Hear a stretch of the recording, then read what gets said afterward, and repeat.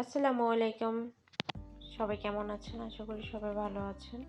আবারও আমি হাজির হলাম নতুন একটা ভিডিও নিয়ে আপনাদের মাঝে। আজকে আমি দেখাবো কিভাবে আমি বিয়েবাড়ির স্টাইলে চিকেন রোস্ট আমি তৈরি করে দেখাবো। হুবহু একই স্বাদের হবে। চাইলে এভাবে রান্না করে দেখতে পারেন। প্রথমে সরিষার তেল দিয়ে নিয়েছি। এর ভিতরে পেঁয়াজ কেটে রেখেছিলাম, এটা দিয়ে দিচ্ছি। পেঁয়াজ বেরেস্তা করব। আমি একসাথে অনেকগুলো পেঁয়াজ বেরেস্তা করি, যা অন্য খাবারের সাথেও আমি চাইলে দিতে পারি খুব সহজেই, শর্ট টাইমের ভিতরে। পেঁয়াজ বেরেস্তা করার আগে আমি চিকেনটা ভালোভাবে ধুয়ে নিয়েছিলাম গরম পানি দিয়ে। এরপর পানিগুলো ভালো করে ঝরিয়ে নিয়েছিলাম।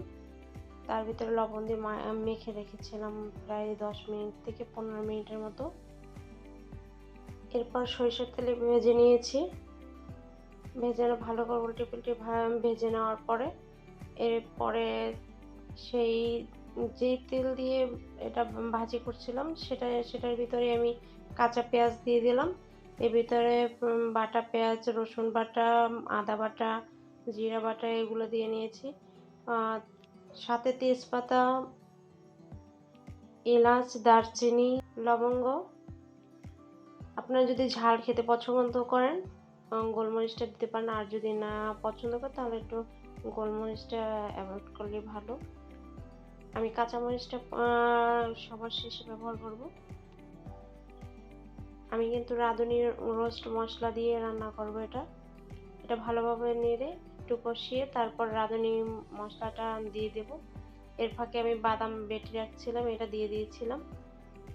যে কোনো বাদাম দিলেই হবে, খাবার টেস্টটা আসে বাদামের জন্য।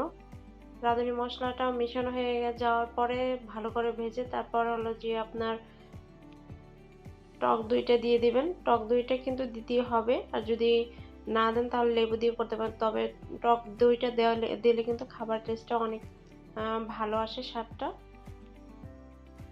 এরপরে ভেজে রাখা চিকেনগুলো এটার ভিতরে দিয়ে দেব। ভালো করে কষিয়ে নিতে হবে। এটার ভিতরে একটু পানি অ্যাড করা যাবে না। লিকুইড দুধটা দিলে বেশি ভালো হয়। এটা আমি জাল দিয়ে রাখছিলাম, এটাই দিয়ে দিয়েছি। এরপরে কাঁচামরিচ দিয়ে দিয়েছি। চুলা থেকে 5 মিনিট আগে চিনি দিয়ে দিয়েছি। তারপরে ব্রেস্তা চিনি দিয়ে ভালো করে একটু নেড়ে চেড়ে তারপরে ব্রেস্তা দিয়ে দেব।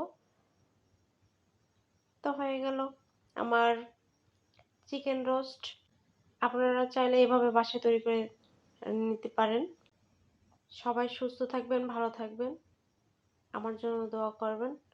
আল্লাহ হাফেজ। আসসালামু আলাইকুম।